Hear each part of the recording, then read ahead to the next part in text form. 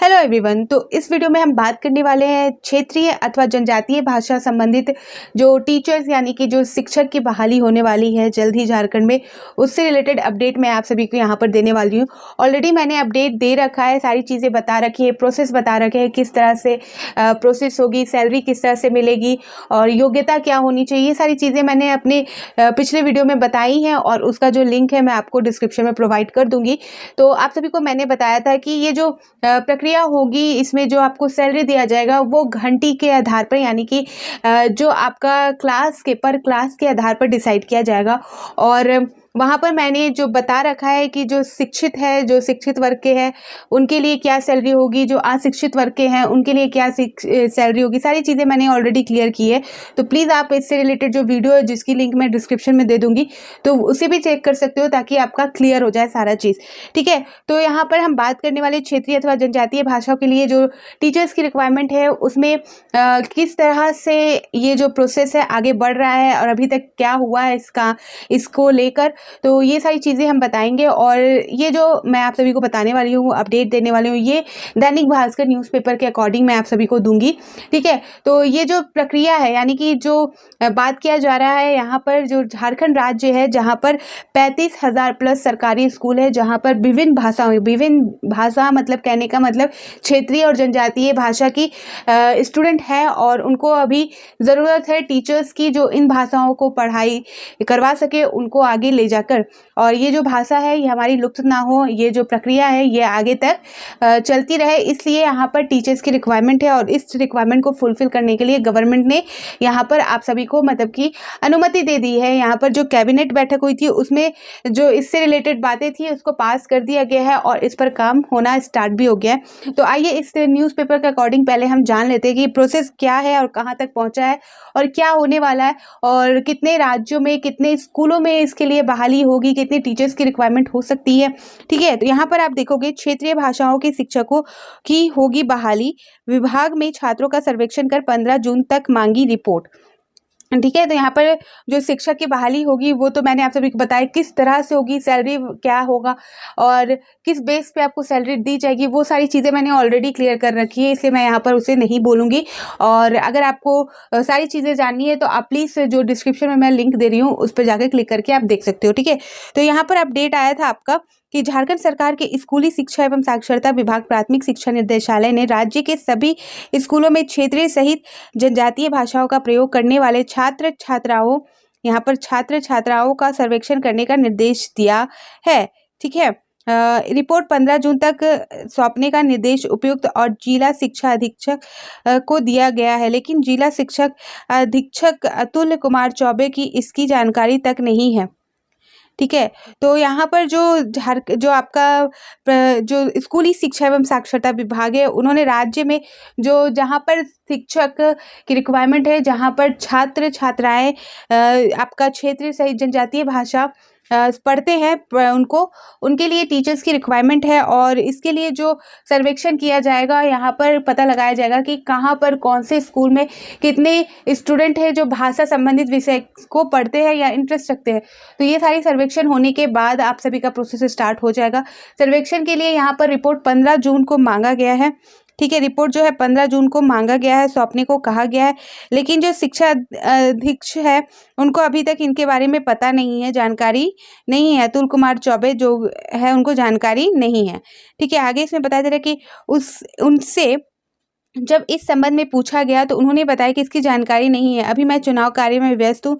जबकि प्राथमिक शिक्षा स्कूली शिक्षा और साक्षरता विभाग के निदेशक ने 6 मई को अपने पात्रांक यानी कि 551 पत्र जारी कर राज्य के सभी उपयुक्त जिला शिक्षक अधीक्षक को सर्वेक्षण कराने का निर्देश दिया है, ठीक है।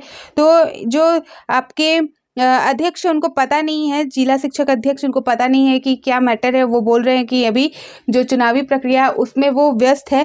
लेकिन जो प्राथमिक शिक्षा और स्कूली शिक्षा एवं साक्षरता विभाग है उन्होंने 6 मई को अपने पात्रांक में 551 पत्र में जारी करके ये सारी चीज़ें बताई है कि सर्वेक्षण कराने का निर्देश उन्होंने जारी कर दिया था उस नोटिस में, ठीक है। अब देखिए आगे का क्या बोला जा रहा है इस पेपर के अकॉर्डिंग, सभी क्षेत्रीय भाषाओं का करना है सर्वेक्षण। तो जो यहाँ पर बताया गया है कि जो क्षेत्रीय भाषा और जो जनजातीय भाषा है वो सर्वेक्षण के दौरान डिपेंड करेगा कि कितने पोस्ट के लिए और कहाँ-कहाँ पर टीचर्स की रिक्वायरमेंट है, किन भाषा के टीचर्स की रिक्वायरमेंट है। तो उसके बाद जब ये सर्वेक्षण हो जाएगा और जो इसका रिपोर्ट आएगा उसके अनुसार जो पदों की संख्या डिसाइड की जाएगी और किस भाषा में कितने टीचर्स की रिक्वायरमेंट है वो डिसाइड की जाएगी और फिर उसके बाद जो प्रोसेस है वो आपका स्टार्ट हो जाएगा।